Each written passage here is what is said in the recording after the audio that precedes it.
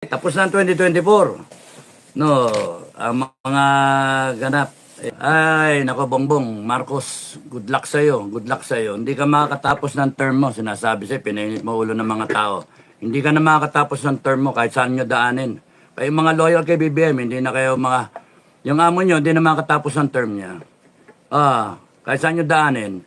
Magagalit taong bayan eh. Isipin nyo, tingnan nyo, bakit mo pipirmahan BBM yung budget na 2025? Yung budget na 2024 at 2023 may problema. Yung 2023, kuni-question doon yung mga ginamit yung pera. So, may niloloko kayo.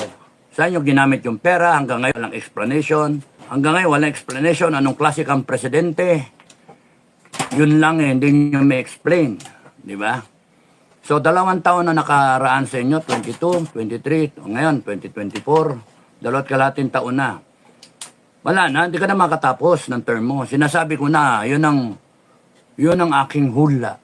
Sa bolang kristal. Sa Ken, wala kayong magagawa. BBM, et al., lahat kayo, wala kayong magagawa. Huwag kayo mag-impake. Ano sinasabi ni Marlican na naghahanap kayo ng ano? May nagsabi sa akin na isa sa ating follower, naghahanap daw ng bansa na makapag-ano si BBM. Ano yan? Hindi tama yan. Huwag kang umalis! BBM, huwag kang umalis! Walang yaka, pinirmahan mo yung 2025 budget. Ang daming question doon. Di bale? BBM, hindi mo dapat pinirmahan yun. Dapat iniisip mo, lugmok na tayo sa utang. Ikaw pa lang, magtatatlong taong ka pa lang, ang dami mong dinagdag na utang. 12 trillion yung kay Duterte. No? Yung mga narrative ninyong malangya kayo, sinasabi nyong puta Duterte, binaon tayo sa utang. Tarantado kayo, binaon tayo sa... COVID nga eh.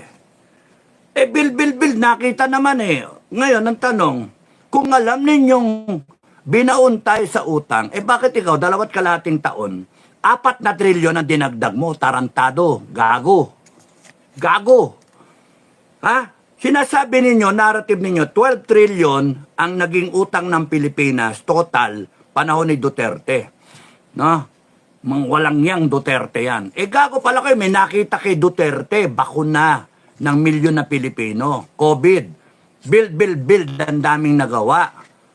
Kayo, dinagdagan nyo ng 4 na trilyon. 2 kalahating taon pa lang, hayop kayo. Tapos hihiram pa kayo ng 1 trilyon mahigit, itong 2025 na papasok. Aprobado na hihiram kayong 259 billion every quarter. Kaya yun, nakalatag na. Naka-apply na. The moment na ma-release yung 259 billion, may nanakawin na naman kayo, no?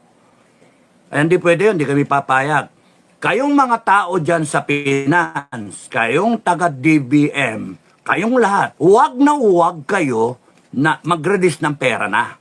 Sinasabi namin, bibitayin namin kayo. Pagka pinagpilitan ninyo, bitay ang abutin nyo. Dyan, walang pipirma, maglabas ng pera. This January, walang pipirman, labas ng pera. Kayo, mga walang niya kayo. Wala mo nang magnanakaw. Mga walang niya kayo. Talagang ibabaon yung... Narrative kayo ng 12 trillion, utang ni Duterte. Mga walang yan, Duterte yan. Utang ng utang. Kurap. Ba't kayo umiram? Bakit sa 2 kalahating taon pa lang, humiram kayo ng 4 na trilyon? At may balak pa kayo, dagdagan niya na in 2025, may higit 1 trilyon. God knows kung aabot pa ng 2 trilyon. Kasi ang budget ninyong pinirmahan, 6.375 trilyon. 6.375 trilyon. Ang kinikita lang ng bansa anywhere sa 4.5 trilyon. So may kulang na 2 trilyon. O saan nyo kukunin yun? Magsusuka kayo ng pera? Mangingitlog ang taong bayan ng pera? Yung utang ninyo, ibabaon nyo lalo ang Pilipinas sa utang. Kaya ikaw, BBM, wala kang kwentang presidente talaga. And pagpasok nitong January, pagka kami tumayo, we are going to fire you. No? terminate ka, terminated kayo. Kayong lahat na nasa gobyerno, na tarantado, we will terminate you. Walang kokontra, ang kumontra, pati kayo. No, pati kayo, kulong namin. Walang kokontra, ang kumontra, yari. Kasi, mag-ano kami, mag-aklas na ng Pilipino eh. Anong gusto nyo, hatiin natin ng Pilipinas? Ang gago kayo, maiwan dyan sa Luzon yung mga gago? Ha? Ay, yung Visayas, Mindanao, kung gustong kumalas na. Magsariling gobyerno. Huwag kayo mag-alala dyan sa budget na yan. Hindi kayang gastusin yan ng buong-buo. Nanakawin nila, ganun pa rin. Nakawin nila. Walang gumagalaw sa inyo eh. Walang gumagalaw eh. Kami pa mag-ingay para mabuhayan kayo. Ano ba? Ngayon, 2025, di na pwede yun. Ha? Sabay-sabay na tayo. One time, big time. No? Hintayin ng hudyat. Pagka nagudyat yan, naglabasan na yan. Sunod-sunod na ha. Sunod-sunod na. BBM. Depend the president ha. Ha? You depend the president. Pagka lumusob ang tao dyan sa Malacanang, wala akong magagawa dyan.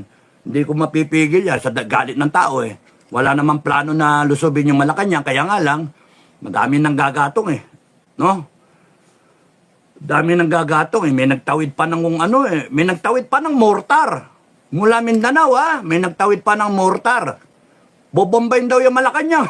O, kaming mga galing sa Armed Forces, alam naman namin yan. Ayan yung dumiskarte yung PSG tsaka mga PNP. Huwag nilang bombayin yung Malacanang. Dapat yan, bombayin yan, mortarin yan. Ay, Diyos ko. Paulan na mo yan ng 10 bala. Sunog yan. Alam niyo nga, BBM, Tamba, no? Lisa, involved ka rin eh. Ginagatungan mo rin yung asawa mo eh. Kayong lahat, no? Sumobra yung kasakiman nyo, sumobra yung, ganun lang yon, sumobra yung pagka-buwakaw ninyo, yung pagkaganid nyo, mga buhaya kayo, mga putang PI kayo. Sumobra yung pagkaano ninyo, yung pagkagahaman, yung pagkaabuso sa power. Kaya nga iniisip namin ngayon eh, parang sinadya nyo eh. Sinasadya nyo talaga, naghirap ang Pilipinas. Tapos iiwanan nyo na lang basta. Ngayon yung sinasabi na mag-ano kayo, mag-asylum kayo. Sa tingin nyo ba, kahit naka-asylum kayo, hindi kayo matutuntun ng mga Pilipino? I will make it my mission in life. And even yung mga anak-anak apuhan ko, ang dami mag-volunteer para tugisin kayo, mga ina nyo. Buong pamilya nyo, yayariin talaga. No? Hindi pwede yung ginawa ninyo, magnanakaw kayo, paplander nyo yung buong bansa, sabay aalis kayo. Yung pag-alis ninyo, yung pag-isip lang ninyo, just the thought of it, just the thought na mga mag-ibang bansa kayo, umalis kayo. Ibig sabihin, talagang alam nyo na mali yung ginagawa nyo. Mga walang niya kayo. Tutugisin namin kayo. Kayong mga congressmen, kayong mga senator na mga walang niya. Kayong lahat na politiko, may araw kayo sa amin. Diyan, kahit tamaan nyo yung muka, makapal yung muka ni Bongbong at saka ni Tamba, mga congressman. Pinapakinggan ba kayo nila Paduano, nila Castro, nila Acop, sino pa yung mga nandyan? Si Fernandez, si Ko. Bakit inintindi ba kayo? Wala nga explanation eh. Makakapal yung mukha, kaya sanay na sanay sa job. Kaya walang mangyari. Madam President, Madam Inday, no? Yung New Year's message ko sa iyo, no? Sa papasok na bagong taon, buong tiwala ang mga kababayan natin na at umaasa sa iyo that you will lead us, that you will lead the Filipino nation. You will lead the Filipino nation. You will lead the Filipino nation as probably the next President of the Republic. Kasi we will terminate BBM. BBM, we will terminate you. Pero wag kang tatakbo, lumabang ka. Lumabang ka. You die for your country. Sayang yung mga training mo, ha? You fight, ha? To the death. BBM, you fight to the death. Pero kung ang kalaban sila BBM, USB sila Tamba, okay lang yan. Nangurakot na may mga buhaya ang kalaban. Ang tingin natin, buhaya. Mga buhayang makakapalang mukha ba? Hindi makuha sa job eh. Okay, so, Madam President, we are hoping that you will have the courage, the wisdom, shown sa 2028 mais na ang Pilipinas. Mais na yung COMELEC, mais na yung human rights, mais na yung gobyerno, wala nang magnanakaw. Oy, takot mamamatay. May death penalty. Yung criminality down to the lowest level. It can be done.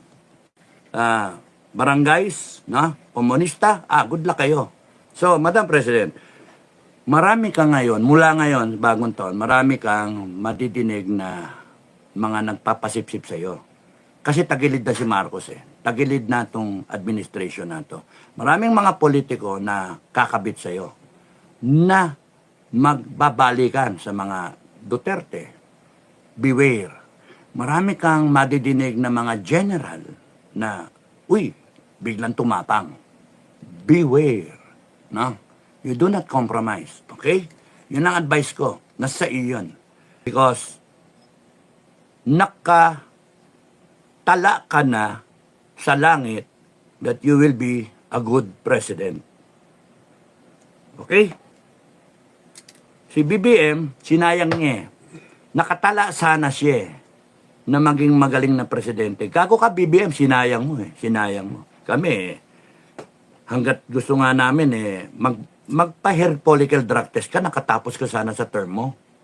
Pero there are cases kasi na hindi mo pwedeng ibigay lahat sa isang examen, sa isang test, no? Yung kung paano ka papasa, hindi pwedeng ganun. Spoon feeding na yun eh. So, yun lang ang advice ko sa'yo. Yun lang ang New Year's message ko sa'yo. Be ready this January to run the country.